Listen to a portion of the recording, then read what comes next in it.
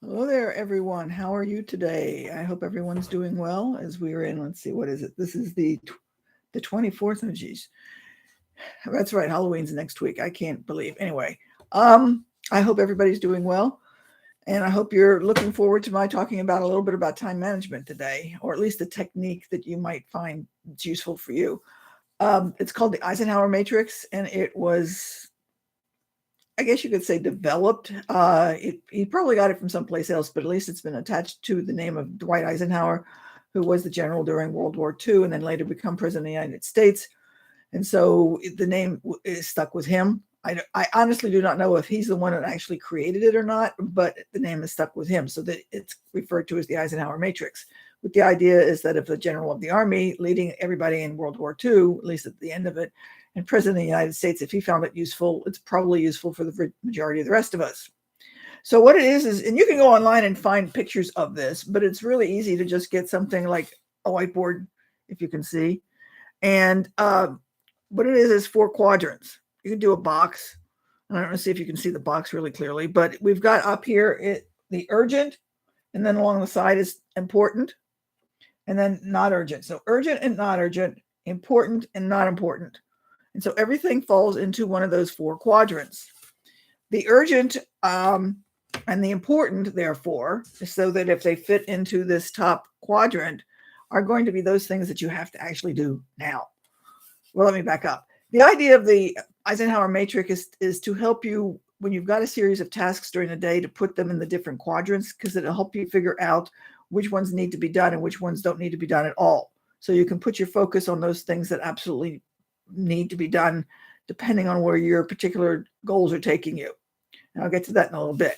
So anyway, we get back into we've got the urgent and the important, and those are going to be the things that actually have to be done today. They usually have deadlines, and they need to be done because, you've got, like, say it's April 15th and the income taxes are due. That's urgent and important, unless you don't mind getting into trouble with the IRS or something like that. These are also things that you have to attend to really, really quickly, like, say, there's a fire, or suddenly the plumbing in the sink just died. You've got the whole, kitchen is flooding, that kind of things. So those are going to be the urgent tasks. Those are the things that need to be done and you need to address right now. The important tasks that would come into this column are going to be those things that need to be done, and they're not necessarily need to be done right now, but they need to be done. Frequently, those are the things that are for your goals. So that if you want to, say, get a degree, get promoted, run a marathon or some such thing like that, and you've got that goal that you've got working, and you're working toward that goal, those goals are important to you. So the tasks related to those goals need to be considered important, but they're not urgent. In other words, let's say you're planning on going into a Boston Marathon or something like that. So practicing your running or doing things that you need to do to get ready for that marathon don't necessarily need to be done right now, but they need to be done probably today or tomorrow, because they're important and urgent, because they're important to you. Okay? So that if you had the choice, obviously, between, something in the house broke out in a fire and, running or practicing for your running, attend to the fire. Then you've got those down here in the bottom corner, which are important. Well, they are urgent, but not important. So these might be things such as somebody calls you and asks you to do something, and you might suggest give it to somebody else. That it's really referred to as the delegate box. It doesn't necessarily mean that you have to delegate to somebody else, especially if you're, say, a single person and there's nobody to delegate it to. But what you may do is just, if somebody says, can you do this? And you might say, well, I can't do this right now. Why don't you ask so-and-so? That would be, in a sense, a form of delegating. So you're basically not accepting that particular task because it doesn't fit into the urgent or the important thing for you. It might be urgent and important for somebody else, but it doesn't mean it's urgent and important for you. So therefore, essentially, see what you can do to not accept the task, if you will. Okay? Then you've got the ones that are not urgent and not important, and they come down here, and basically it is, don't do it. That's fairly simple. Many times we get stuck, however, is doing these things down here because they may be more comfortable, they may be more enjoyable, but they don't necessarily fit any of the other criteria that they need to be done at that particular moment in time. So we've got a couple of things is that a lot of people will work on the important and non-urgent because there's some kind of like time element to it.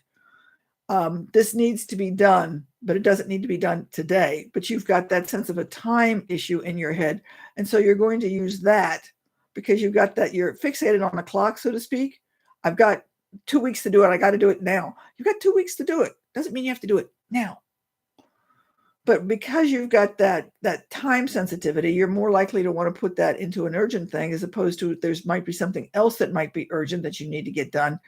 Let's say the car needs to be fixed and you've got to take it to someplace to get it fixed, but you're going to do that other time thing that can be put off for another day or two instead of paying attention to the car. Or maybe your washing machine is on the verge of, going out or something like that.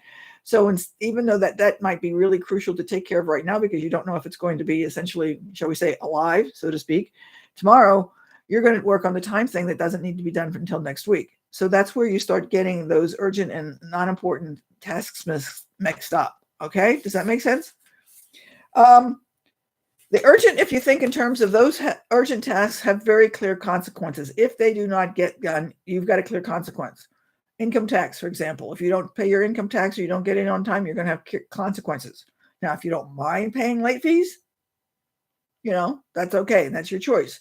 As I said on the washing machine, if it's going to break down and you don't mind having to fuss with the idea of a broken washing machine and having to go to the laundry or not doing laundry or whatever, and that doesn't bother you, then don't worry about it.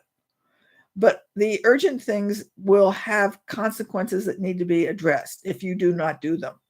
The importance, we're going to have items, I guess I should put it up here. The important things will have consequences, but they're not necessarily going to have the same kind of consequences, and the immediacy of those consequences are not going to be as great. Okay? Does that make sense? Now, the important are also tend to be more long-term goals. And so as I've said things like this before, is that we have these long-term goals about what you want to do, but you tend to put it off into something else because you think that it's like 10 years from now. Folks, 10 years from now is basically a drop in a bucket. For those of you who've maybe 30, maybe 35, if you stop to think about it, you don't feel, how do I say this? It doesn't seem as long since, say, you graduated and think, it's been 10, 15 years and it's like, where did the time go? Those of you with children, especially if the children are, say, like 8 or older, and ask yourself, how long does it seem since they've been born? And you're going to say it's like a couple of weeks. Time will go by really, really quickly. So when you say that you've got this goal and you don't make that important and you don't address those things, it's going to go, and sooner or later you'll wake up and it's like you didn't get it done. Okay? So I hope this was helpful. You can go online and start looking at this a little bit more if you want to, but I thought I'd at least give you an overview so that if you found it interesting or thought it could be useful, you could go into more detail. But still, you could do something like this really easy and just on a whiteboard, piece of paper. Oh, one other thing. The urgent and the important. For those of you who might get distracted, you might want to get some kind of, even a whiteboard like this, and put a big sign on it that says stop or something. Tell your family and other people around you, roommates or whomever might be there, that when you're working on the urgent and important, that they shouldn't disturb you unless that's, say, like a blood dripping an emergency. So that, if, especially those of you who have children and you're working on something, like you're working on a paper or working on a project, and your kids come over and say, Mom, can I have a snack or something like that? They need to recognize, or you should train them to the point that when you get finished or at a certain time, you will go attend to their details. Do not necessarily stop right then and there and get their snack just because they're asking for it. So you can put the stop sign up that basically says, when Mom or when Dad has got this sign out, wait until I'm done, or wait until the clock says 2:30 or whatever it is, and then I will tend to your needs, but I'm not going to tend to them until then. And you don't need to feel guilty about doing this, because you got two things. A, you can concentrate on your tasks and you don't get that. There's so many interruptions that are going to break your concentration. And besides, you're also training your children, because if you keep giving into them every time they come in and say, Mom, Dad, can I do this? They're going to be doing it for the rest of your life. So you need to establish those borders. So I hope this was helpful. Pass it on to somebody if you think it could be useful. Do let me know what you think about it. I would really appreciate whether or not you thought this was useful, or whether you want me to go into this in more detail or other things like this. So just let me know. And I hope you have a good week, and we will chat with you later. Valerie out.